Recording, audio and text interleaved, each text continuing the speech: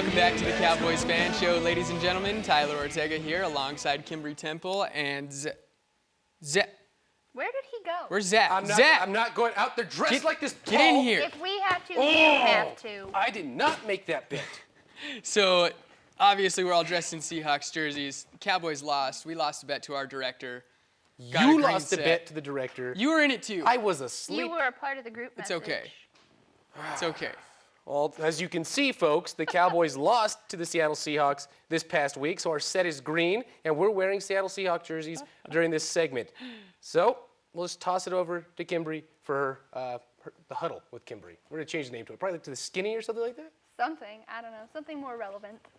All right, so Marshawn Lynch, I know T.O. last week said that it was really important that the Cowboys contain him against the Seahawks to at least put some kind of opportunity for the Cowboys to put points up, and I think that we really did that. He had 21 carries, 71 yards. It didn't look like he was Marshawn Lynch. He wasn't beast mode. Well, he wasn't, and that's because the Dallas defense came to play this past week. I mean, in all reality. Yeah, I mean, we saw a lot of defensive pressure from Greg Hardy. Yeah. We saw the linebackers really stepping up. The linebackers, I thought, did a fantastic job on Sunday as far as not letting Marshawn get to that third level in the secondary where, you know, he can just brush off a safety like nothing. Yeah. So I think the Cowboys linebacking core really deserves all the credit for that. I think their defense really kept them relevant this week. They really did. Absolutely. And it's just, you know, it's too bad that Brandon Whedon's not in the game for the Cowboys anymore, or else we would have destroyed the Seahawks. I'm just saying, offensively, Matt Castle's not the answer. It's Brandon Whedon. I'm going all in on Brandon Whedon. Yeah, I'll agree with you there. Yeah.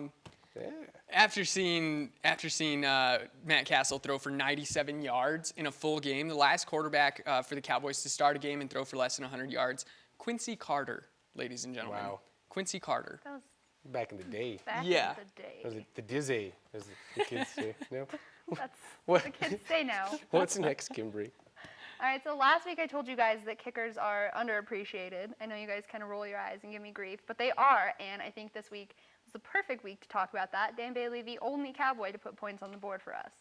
And what better a time to talk about how underappreciated that position is, gentlemen? I just want to point out that you just said us while wearing a Seahawks jersey, and you're a Jaguars fan. You're the most confused person that I've ever met. I am doing a Cowboys fan show. Do you know how hard this is for me? I can imagine. But it's difficult to find things to talk about because in the huddle with Kimberly now, we're talking about Dan Bailey. That just tells you how horrendous the offense for the Cowboys was this week. Right. Darren McFadden had 20 carries for 64 yards. He wasn't getting it done. He also led the Cowboys in receiving this week. A running back did, ladies and gentlemen. So Dan Bailey, yes. Dan Bailey is one of the best kickers in the NFL, and statistically, he is the most accurate kicker in NFL history.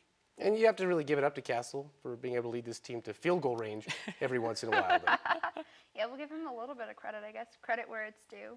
But that actually leads me to the next point. Matt Castle, he cannot complete passes, which is incredibly important for Dallas.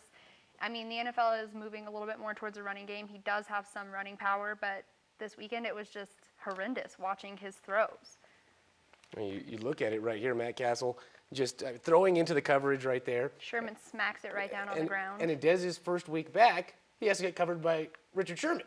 Yeah, Poor guy. And it seemed like Terrible on a timing. few of those passes from Castle to Dez was actually the one playing cornerback. Yes. Yeah. On I think about 3 of those passes, Dez Yeah. Bryant had to get in there and break up the interception. Definitely not what you want to see in Dez's first week back. Did Dez come back too soon?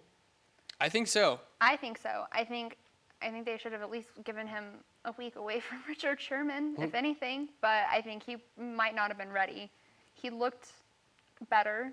He looked like he had improved a little bit and wasn't completely a different guy since all this off time. But I don't think he was ready. I mean, we talked about that last week, that Dez might be the answer for Matt Castle. Right. I mean, when he had Randy Moss Yeah. in New England, he was amazing. And once he gets that star receiver back, we thought he'd be able to But then again, replicate you know, it. they weren't playing the Seattle Seahawks. That's true. That's They're gelling now that they got Cam Chancellor back from that holdout. You know, they're having time to get that cohesion together, and the secondary is just playing a lot better. They really are. So I really can't attribute it to. I mean, you can attribute it to Castle, but he was going up against arguably the best secondary in the NFL. I mean, people were complaining about the checkoff throws that Whedon was doing, and that's all we saw out of Matt Castle. I mean, you said Darren McFadden led this team in receiving yards. I mean, is he scared to play the position? You know, sometimes it just doesn't look like he's confident out there, and at the quarterback position, confidence is probably 90% of the battle. You need to be confident in your throws. I completely agree. And knowing whether to take that time in the pocket or to run it yourself is a huge thing. And I think Castle kind of struggles with that decision on a lot of his plays. He looks like, should I run it? Should I pass it? What do I do here? And then his passes look like a 5-year-old tossing to his mom. He can't throw, and it doesn't look like it's going very far, and I think that's difficult for him. You know, I make the jokes all the time about my high school playing career because I wasn't very good. I wasn't. I was a third-string quarterback. I had no confidence in my throws. And when I go back and look at films of me playing, I look like Matt Castle. I am dead serious.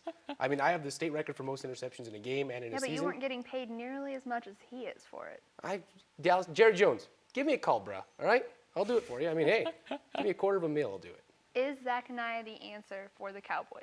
Better than Matt Castle. I think we can discuss that next week. But we will be right back, ladies and gentlemen, with the scouting report and T.O.'s keys to the game against the Philadelphia Eagles, and we will take off these disgusting Seattle Seahawks jerseys. Get out of this.